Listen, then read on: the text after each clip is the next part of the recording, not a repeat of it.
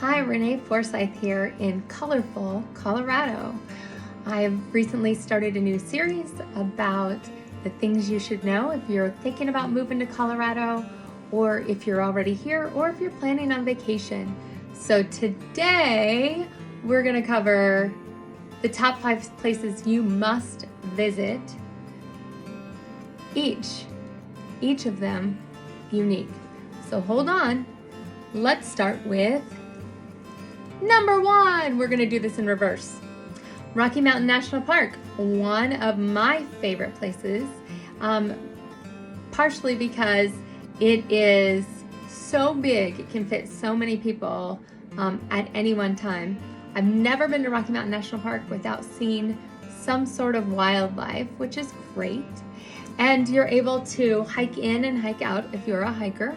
It's a pack in, pack out, leave no trace. And they have great little spots along the way to stop, pull over, and take a picture.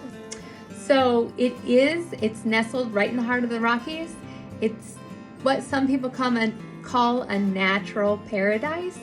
It does have the Continental Divide in it. You can access it from either side, either the Winter Park, Granby, Grand Lake area, which is more north central Colorado, or you can access it from Estes Park, which it's virtually like Coney Island next to the park, like snuggled in the mountains. Anyway, there's always a lot of adventurers out there. There's a lot of people walking around. You can hike, you can bike, oh my gosh, these road bikers that you see going up the mountain, it's crazy. So, little known fact is that Trail Ridge Road is in the middle of, a little ways into Rocky Mountain National Park, and it is the highest paved road in the nation. So there you go. Oftentimes they try to have it plowed and open for Memorial Day weekend. However, last year I think and several years it's delayed because it will blow shut or it'll snow again, and they aren't able to get it plowed as quick. Now, what I can advise you is that it is really cool to go through when you're driving down the road and the snow is 4 feet, 5 feet above your car. It's awesome. It's really cool. Anyway, you'll see a lot of elk inside Rocky Mountain National Park. I don't think I've ever seen a bear there, but have seen moose, foxes, all kinds of stuff. Also, Bear Lake is a nice little hike just around a park or around a lake. You can go to see waterfalls. It has some of the best aspen leaf peeping in the state through there. So yeah, that is number 1. We're starting off with the best again. Rocky Mountain National Park. Number 2, Garden of the Gods. Garden of the Gods is in the opposite direction of Rocky Mountain National Park. So Rocky is north and west of Denver, and Garden of the Gods is south.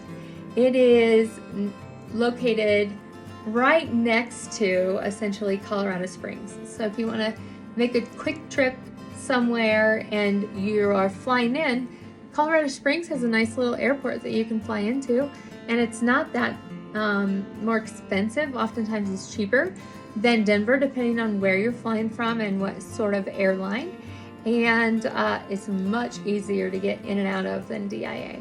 So, Garden of the Gods, why is it cool? Oh my gosh, well, it's red rocks. That's the type or the color of the rocks, and it's a all natural thing to see, a natural spectacle. And people talk about being able to experience the power of nature by going to view these rocks. You shouldn't climb on them. There is a well-maintained walking path through them. There's this really cool place where one of the rocks is like teetering, it's balancing.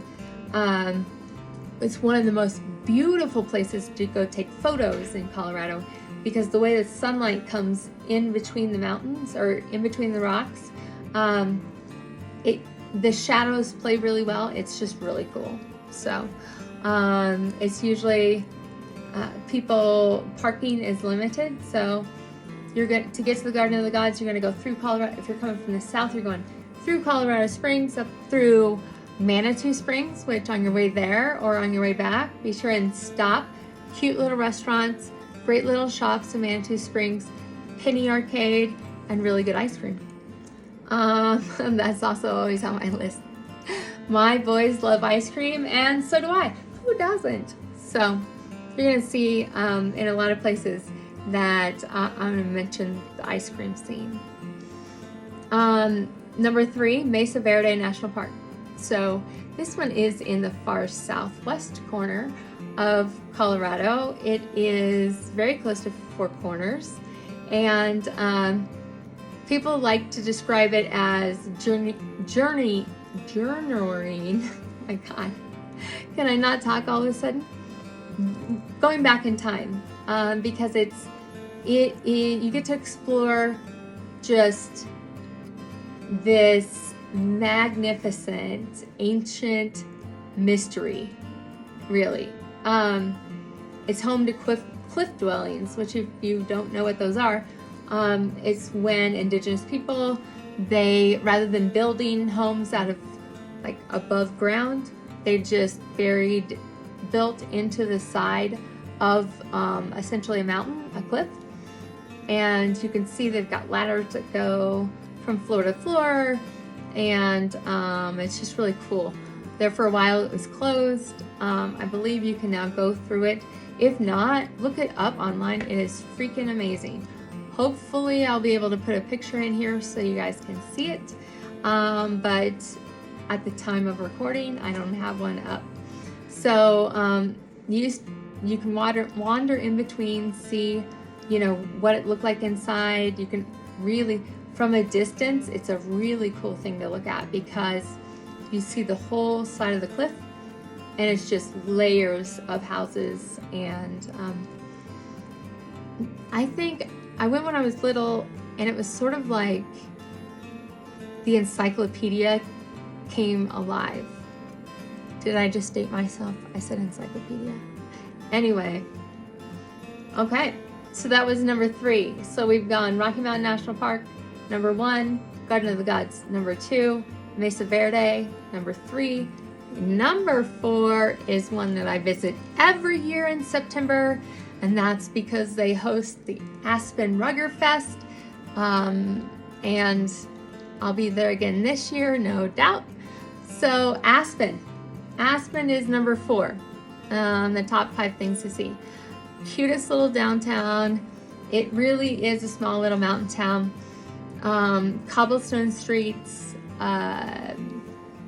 It's a bit pricey for the regular visitor.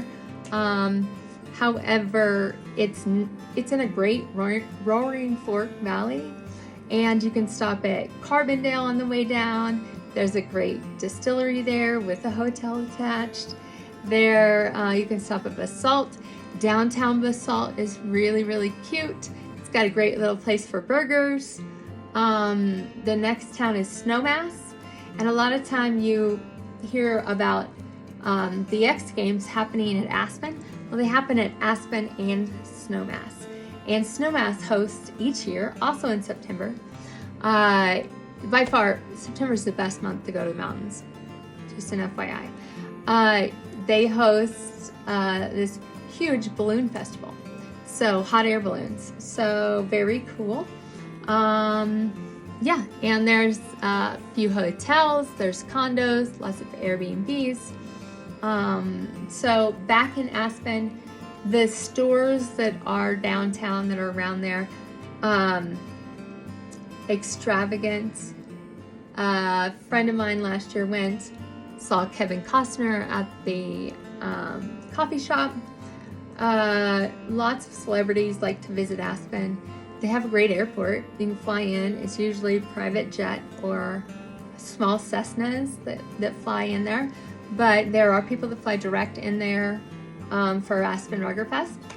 again, which happens in September, right before the leaves start to change. So you can get to Aspen from Denver. You can either go down I-70, and you're going to go through Glenwood Canyon to get there. You can come across Independence Pass, and that can be a little hairy, but great, beautiful views, beautiful views. So you can go on a great hike. The Maroon Bells are just outside of Aspen, and they have a ton of moose around there.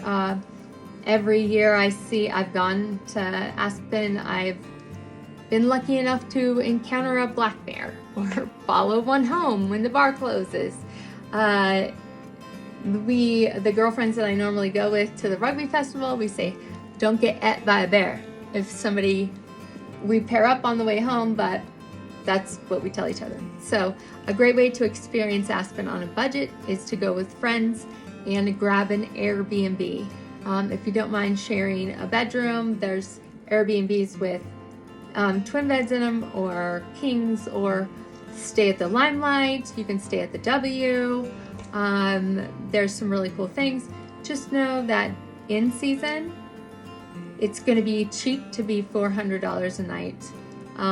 And off season, oh yeah, they don't really have one. Yeah. So it is luxury. Insider's tip. They have one of the best thrift stores in Aspen. Seriously.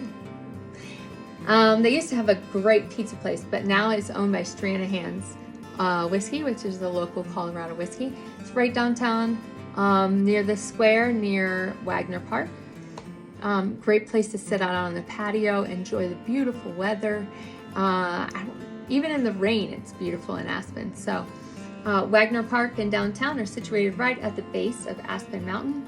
So even if you're not a skier, you get to enjoy, like, you are really nestled into the mountains right there. Okay, so we've gone through 1, 2, 3, 4, Rocky Mountain National Park, Garden of the Gods, Mesa Verde. Number 4, Aspen. Number 5, where I live, it's Denver. So Denver has a population of almost 3 million people.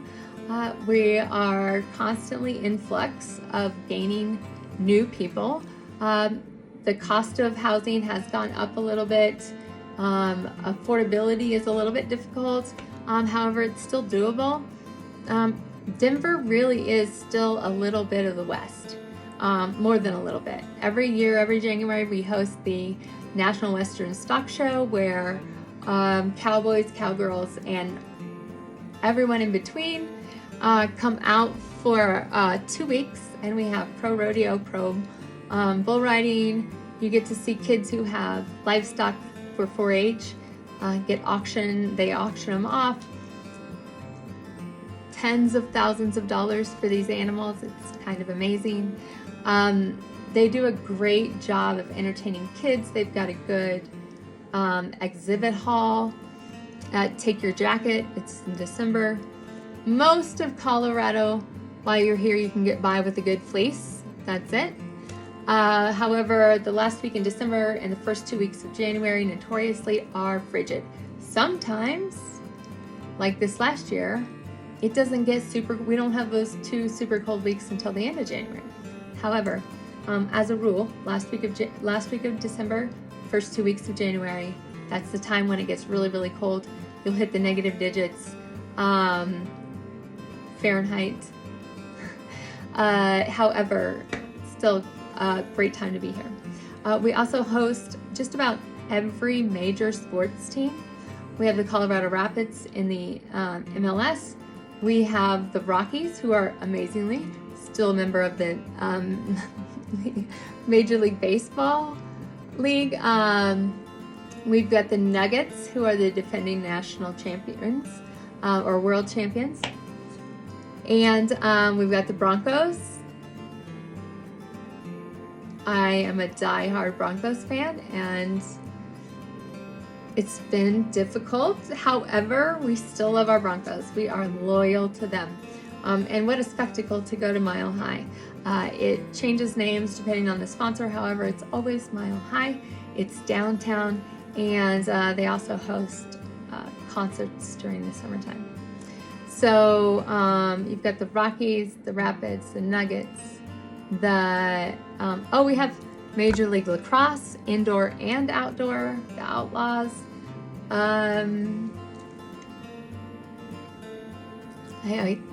Oh my God, the Avs. The Avs. I almost forgot. World champion Avs 2 years ago. So we're a champion city, and very proud of that. It's been a little bit for the Broncos. They need to come around. We've got a long ways to go for the Rockies. We're just trying not to lose 100 games. So it's a couple of the other really cool things to see is Denver has amazing parks, and they are connected pretty easily. And a couple of the major ones you should check out: City Park and Wash Park. City Park has on one end of it has a lake with a lake house with paddle boats and canoe rental, those sorts of things. Lots of geese and geese poop. And on the east side of it, they have the Museum of Natural History Museum, which has planetarium. It has IMAX. It has some perennial exhibits, as well as those that move through annually. And just a really cool place to go and see. I used to have a pass for the boy when my boys were little. We used to go a lot, so it's a good place to cool down in the summertime as well. And then the Denver Zoo is attached. The Denver Zoo is awesome. It has lions and tigers and bears. Oh my! And just about everything in between. It's a nice little walk. The giraffe exhibit is great. It happens to be my favorite. Second favorite is the rainforest. So inside one of the buildings, they've got this big rainforest. You get to see Komodo dragons. You get to see snakes that I don't like to think about, but it's also amazing. And then downtown, we also have the aquarium to check out. So you can pet a stingray while you're there. And I always thought this was a little weird. They have a restaurant attached to the aquarium that serves fish. Yeah. Anyway, we have over 100 craft breweries. Our number of distilleries are exploding in the last couple of years. If you want to bike, you can get anywhere in town through the Highline Canal. You can go from Golden all the way around the city.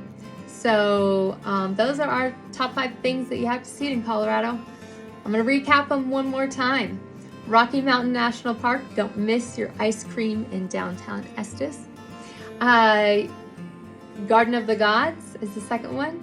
Don't miss the Penny Arcades in Manitou Springs on the way there or back. Oh, you can also ride to the top of Pikes Peak, which is a 14er. It's over 14,000 feet. And in a cog railway. And you get on there right there at Manitou Springs. Not too far from Garden of the Gods. Number 3, Mesa Verde. If you want to take a trip to the Four Corners and essentially see 4 states from one spot, it's not too far from the cliff dwellings, and it's just a peek back into history of indigenous people. And then you've got Aspen.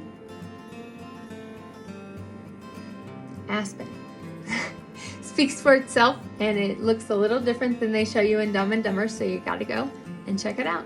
And I suggest, if you're not a super big skier, I suggest going in the summertime. It is absolutely gorgeous.